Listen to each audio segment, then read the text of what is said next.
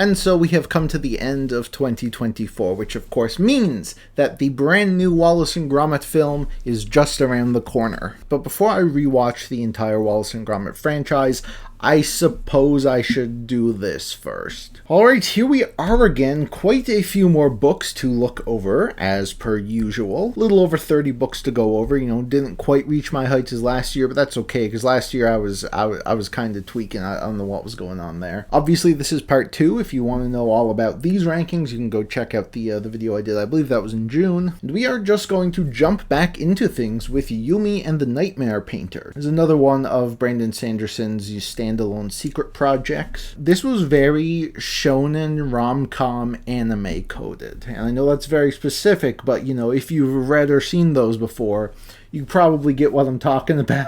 I thought this was solid. Not one of my favorite books by Sanderson, but I feel pretty comfortable, I think, putting it at the top of B. The world was so creative here. It definitely feels like a classic Brandon Sanderson story with, all of this mystery going on and, all these different things coming together at the end. And you also had some, goofy body swapping fun. I just really like when he fleshes out the Cosmere with wacky little tales like this. It Happened One Summer is probably the worst book of the year. And I mean, it's hard to be worse than Icebreaker, but this was brutal, man. It's just another generic smut book, but this one, the characters were so aggravating. Nothing about their motivations made sense. And the sex scenes weren't even good. Quite frankly, this thing was just a nightmare, and the fact that it has a sequel is honestly horrifying. Carl's Doomsday Scenario was a fun little follow-up to Dungeon Crawler Carl. I don't think I liked it quite as much, but it was still really solid. I'm probably gonna put it here, just below Mort. I Was a Teenage Slasher. Another entry here from Stephen Graham Jones. It was a lot less depressing and took itself less seriously than the other books that I've read from him, but I think that really worked because he has a lot of fun with the premise here. Sort of this self-aware slasher story where, the protagonist is cursed and is slowly becoming a slasher, but knowing how slashers work, he sort of tries to work against it. And I really enjoyed with how Jones played with a lot of the tropes of the genre. I actually think I'm going to stick that one in A, because it was really fun, really memorable. I didn't like it as much as The Only Good Indians or the Indian Lake trilogy, but yeah, cannot wait to continue following him as he has a new book coming out in March. The Dark Half, Stephen King, another really solid horror book. In fact, I might actually stick that one probably just here above You Like It Darker. I know this isn't one of his more popular, well-respected books from the 80s, but it worked super well for me. I loved this, semi-meta story about this man's, pen name sort of coming to life. There's a lot of creepy stuff in here. I always enjoy, Castle Rock being fleshed out more as well. Good stuff. Now, moving on to Mercy of the Gods, James S.A. Corey. This was a very interesting, super hard sci-fi story. Very hard sci-fi. Lots of science, man. As we follow this group of scientists who are sort of kidnapped by this alien race, and it's kind of up to them to, save their planet. As the first book in the series, it was clearly a lot of setup, but I thought the setup was quite good and enjoyable. I'll put it above Ninth House. Yeah, that sounds about right. Stuart Turton, Devil in the Dark Water. So if you remember last year, I read a book he had written previously, which was The Seven Deaths of Evelyn Hardcastle. That was a mystery book I thought was really interesting and engaging until it completely jumped the shark with one of the most insane pivots I have ever seen in a story that just did not work at all. I'm thankful to report that this did not happen in Devil in the Dark Water. This was a very solid historical mystery book. It's about these deaths happening on a boat. It feels kind of Agatha Christie coded at first, but there are a lot of twists, a lot of different turns the story took that I did not expect and I thought worked really well. I'm not going to say it's like a masterpiece of mystery fiction or anything, but I'm very comfortable putting this in B and would definitely recommend it to fans of the genre. The Sunlit Man, yet another secret project from Mr. Sanderson. This one is a bit different because while it's technically standalone, it's basically a Stormlight Archive book. As we're following one of the characters from that series, and this takes place after Wind and Truth, and sort of like a far future adventure that they are on. And it's really great stuff. I love seeing what Sanderson did with this character. I love seeing this glimpse into the future of the Cosmere. There is a lot of great stuff for fans. You can start the Cosmere in many places. Please, for the love of God, do not start here. I think I'm going to put this one up in A. Just about here, maybe. And now we have The Shadow Rising. This is the fourth book in the Wheel of Time, and a pretty significant one, because, a lot of people consider this to be just one of the greatest fantasy books ever written. And while it didn't quite reach those heights for me that I was kind of hoping it would, admittedly, it was still pretty fantastic, and it's definitely getting a high A out of me. Jordan just felt so much more confident in his story with this one. I love the stuff he did with the characters. I love how the world just continues to expand at a crazy rate, and I'm very excited to see where the series goes. The Green Mile was kind of insane, because, I read over half of Stephen King's books, and, The Stand had been my favorite for years and years and years, and I really never expected anything to come close to dethroning it. But alas, yeah.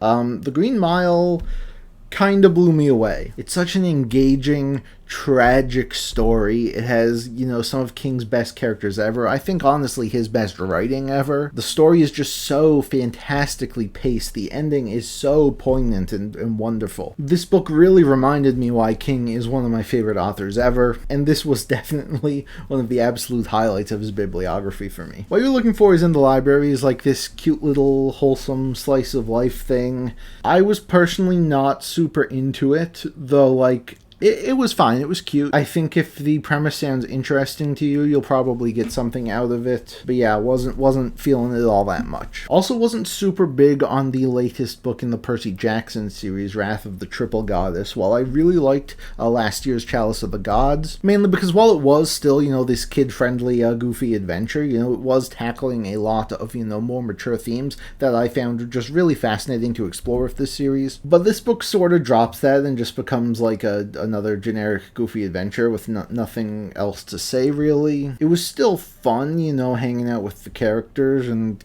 seeing all the cool mythology stuff. But that one's also going to go in C tier. Hopefully the finale of this whole, school application trilogy ends up being more something I'm into. Somewhere Beyond the Sea was the sequel to House on the Cerulean Sea, a book from a few years ago that I absolutely loved. This sequel, for a lot of reasons, was definitely not as good, but I still think it was really solid. I really love the characters and the world that Clune has created here. I definitely think after this we do not need to see more of them, as much as I love Chauncey, the little scamp. So yeah, gonna be a B tier, still good stuff. Would recommend it to fans of the first book. But now we're really talking, okay? Ship of Magic, Robin Hobb, Realm of the Elderlings, Live Ship Traders. This is peak, this is extreme, this is severely goated. I cannot believe that Robin Hobb had the gall to take every single element of the Farseer trilogy, which, judging by this list, was already great, and just decided to make it significantly better in every way. What the hell? It's got everything, man. It's got seafaring adventure, it's got, deep and complex characters. She expands this world of the Elderlings in such an amazing way here, and I was absolutely floored by it. Honest to God, incredible. And while I think you should still read the Farseer trilogy, you can actually just jump right into Live Ship Traders without having read that one. So if pirate adventure is more your thing, you don't actually have to go through the entire Farseer stuff. Still recommend it, but yeah, Ship of Magic, man. Next up, definitely the oldest, no, I don't think this is as old as Pride and Prejudice.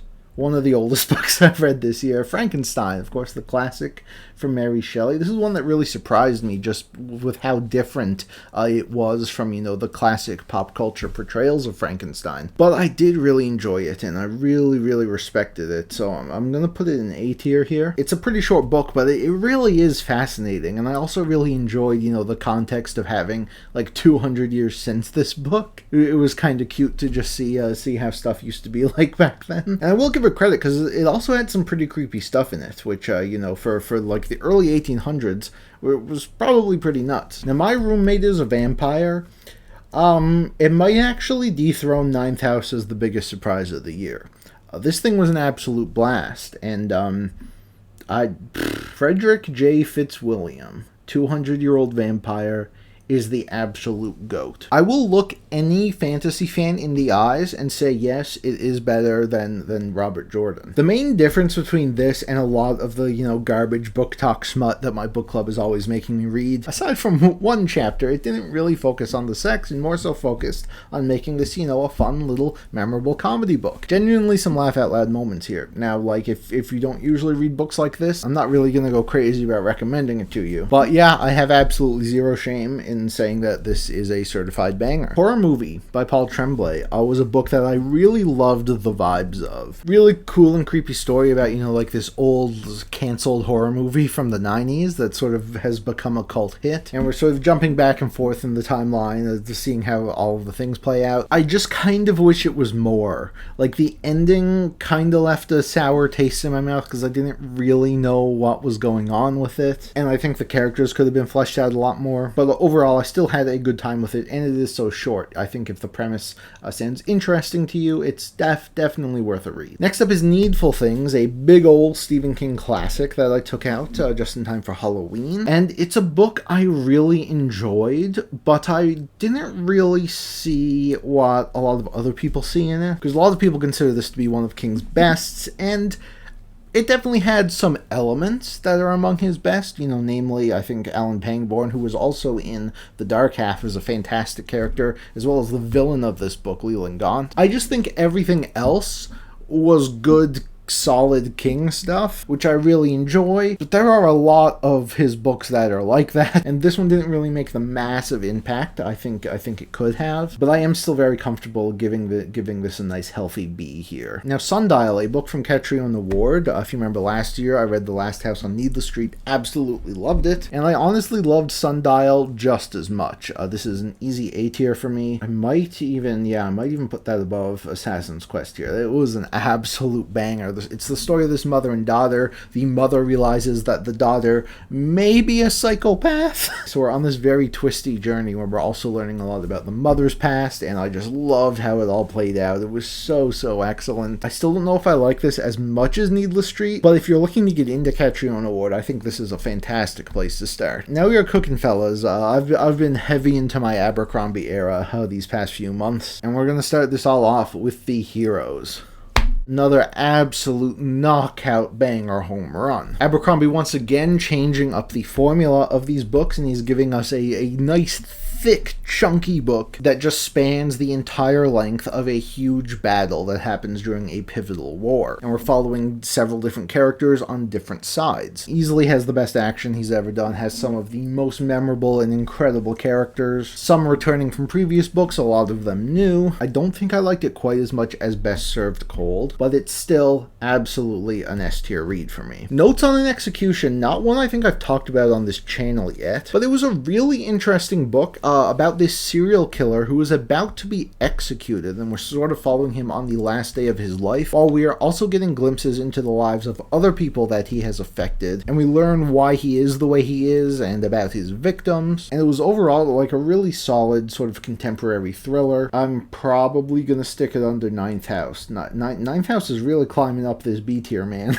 Agatha Christie's classic, And Then There Were None. Definitely a classic for a reason. This is one I really enjoyed. It was very short, very to-the-point mystery book, but I loved seeing these, group of characters slowly lose their minds as they realize they're being all taken out one by one. Very famous book, but I had no idea how it actually all wrapped up, and I thought it was pretty brilliantly executed, and it's easy to see why this is such an influential story that's been adapted numerous times. So I think that's also going to be going in A tier here. The Fury of the Gods, John Gwynne, the finale of the Bloodsworn Saga, a series that I really love, and if I were doing tier lists at the time, the first two would definitely be S tiers. Unfortunately, Fury was a little bit disappointing to me. I still thought this was overall a really good book that had like a lot of great moments, a lot of great action, but so much of it felt a bit rushed, like we were wasting a lot of the potential a lot of elements of the series have. So in the end, while I can confidently say the Bloodsworn Saga is awesome, I don't really think this one was as good as the first two. Wouldn't even say it's the best of the Gods book I read this year, but to give it some credit, I will put it above Ninth House. Red Country. This is the absolute worst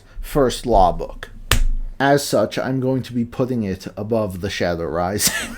Once again, Abercrombie's changing it up with these more standalone First Law books. As we get more of a Western adventure type story, we're in the far country, this land of the world that we haven't really explored much. And we're following many characters here, new and old, as they're hunting down these child kidnappers. And it's awesome. It's so sick. I love the things he's done with the characters here. And just the continuing fleshing out of the world is so fantastic to see. The only reason I don't like this as much as the other First Law books is just it's a lot more of a smaller story. It's a lot, more straight to the point, but it is still very excellent in nearly every aspect. Anyway, Mad Ship, another really incredible entry in the Live Ship Traders. It especially gets points because Kyle is barely in this one. I don't think I enjoyed its overall story quite as much as Ship of Magic.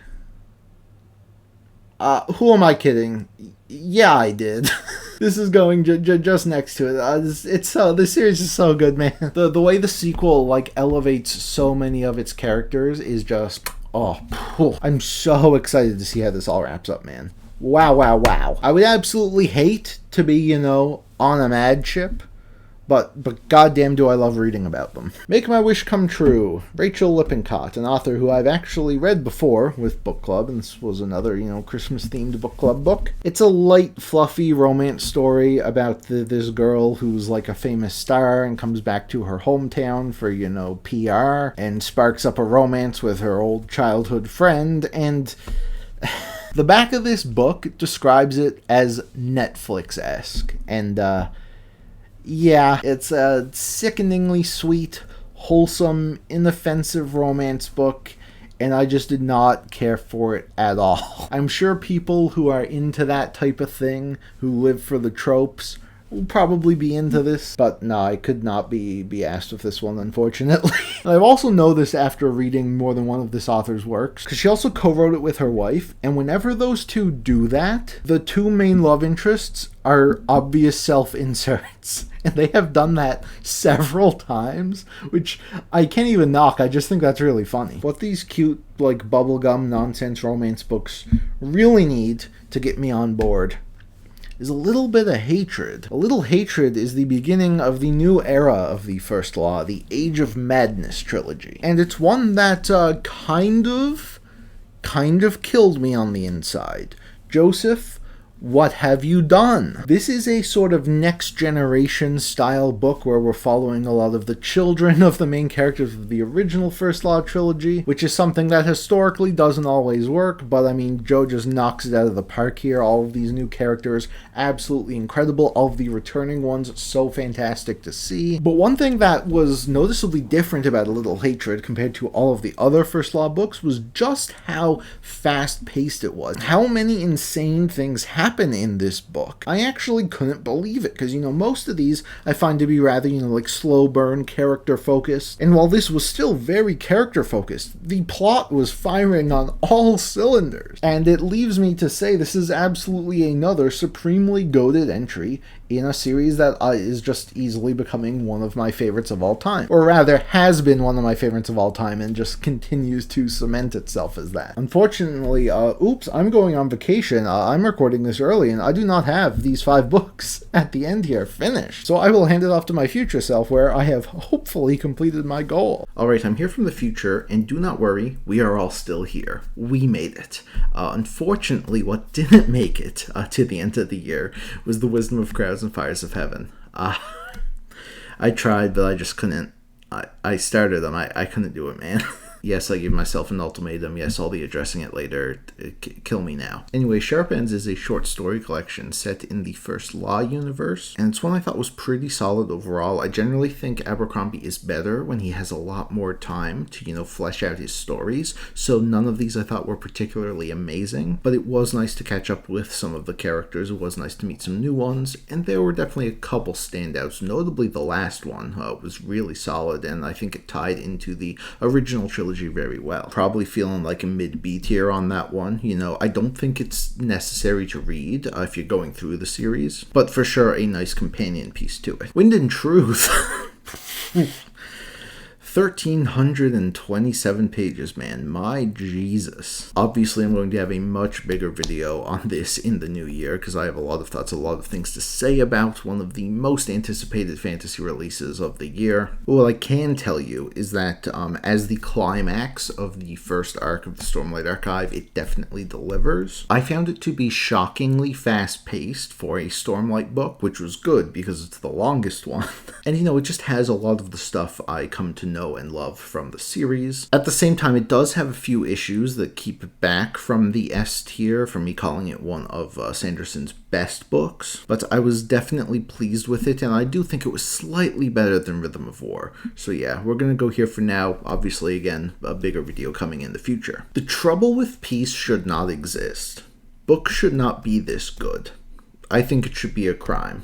Someone has to stop this man. It's everything that's so fantastic about the first Law series, but it's just, there's so much of it.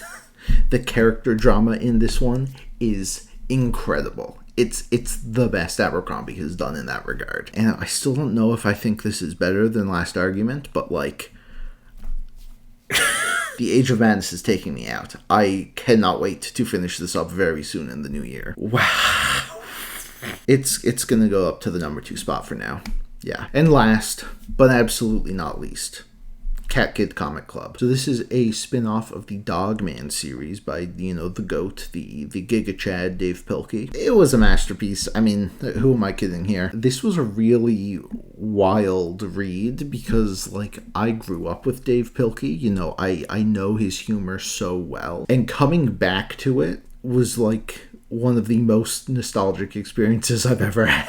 Even beyond that, the story in this one and the messages it had, I thought were so well delivered and so brilliant. Obviously, it's made for 8-year-olds. But, as far as potty humor for 8-year-olds goes, I don't think anyone has ever done it better than Pilkey. And I'm very excited for the Dogman movie. Now, it's almost New Year's Eve. I'm going to get very drunk, and I'm going to pass this finish list off to my past self. And with that, thank you all so much for watching. A very successful year, I must add. Always like to see the top 3 rows get far more entries than the bottom 3, and yeah, I think I did quite a good job this time. Between Abercrombie, Robin Hobb, Stephen King, Pratchett, like, what a year, man. What a year of reading that I had. So here is to 2025. I will have a TBR video coming out a few days after New Year's. Please let me know what some of your favorite and least favorite books of the year were in the comments down below. So happy reading. I will see you all next year.